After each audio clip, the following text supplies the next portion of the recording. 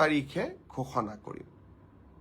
অৰ্থাৎ কামাণ্ডো বেটেলিয়নৰ 164 পদৰ বিপৰীতে আমাৰ যি ৰিজাল্ট হ'ব, কাট অফ মাৰ্কছ এনাউন্স হ'ব 27 মাৰ্চ। তাৰ পিছত এডমিট কাৰ্ড আহিব 1 এপ্ৰিল তাৰিখে আৰু সাইকোমেট্ৰিক টেষ্ট 8 এপ্ৰিলৰ পৰা অনুষ্ঠিত হ'ব। আমাৰ গ্ৰেড 4 অসম আৰক্ষীত 258টা পোষ্টৰ বাবে অনুষ্ঠিত হৈছিল। গ্ৰেড 4 পৰীক্ষাৰ PST, PET হৈ গ'ল আৰু কেইটামান হ'ব বাকী আছে, 15 মাৰ্চলৈকে চলিব। সেই ইয়াৰ PST, PET ৰিজাল্ট আমি দিওঁতে কিছু পলম হ'ব, 30 এপ্ৰিল পাবগৈ। এয়া হ'ল অসম আৰক্ষীৰ সম্পৰ্কত আপোনালোকে জানিব বিচৰা তথ্য। ইয়াৰ পিছত বহুত ল'ৰা ছোৱালীয়ে মোক সুধি আছে যে ADRE ৰিজাল্ট কেতিয়া দিব। ADRE ৰিজাল্ট 7 মাৰ্চ শুক্ৰবাৰে আমাৰ গ্ৰেড 3 আৰু গ্ৰেড 4ৰ যি আমাৰ ৰিক্ৰুটমেণ্ট কমিশ্যন আছে তেওঁলোকে ঘোষণা কৰিব।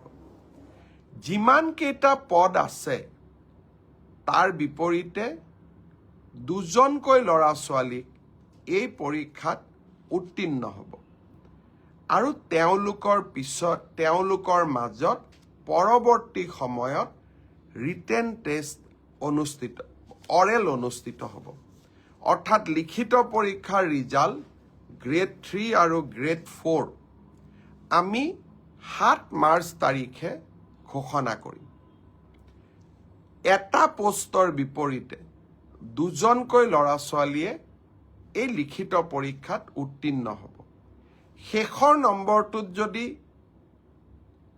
বেছি ল'ৰা ছোৱালীয়ে একেটা নম্বৰে পায় তেতিয়াহ'লে হয়তো 3000 পোষ্টৰ বিপৰীতে মই ধৰি ল'ব কৈছোঁ 6000 ল'ৰা ছোৱালী পাছ কৰিব লাগে, কিন্তু একেটা নম্বৰ যদি বহু পৰীক্ষাৰ্থীয়ে লাভ কৰে তেতিয়াহ'লে একে নম্বৰ পোৱা ল'ৰা ছোৱালীসকলেও পৰীক্ষাটোত ডেফিনেটলি পাছ কৰিব।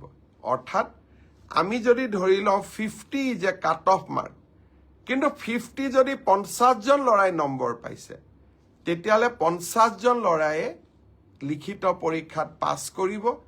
গতিকে 1:2 বুলি ক'লেও 1:2 একেবাৰে গ্ৰামাটিকেল চেন্সত নহ'ব, হয়তো 2-4জন ল'ৰা ছোৱালীয়ে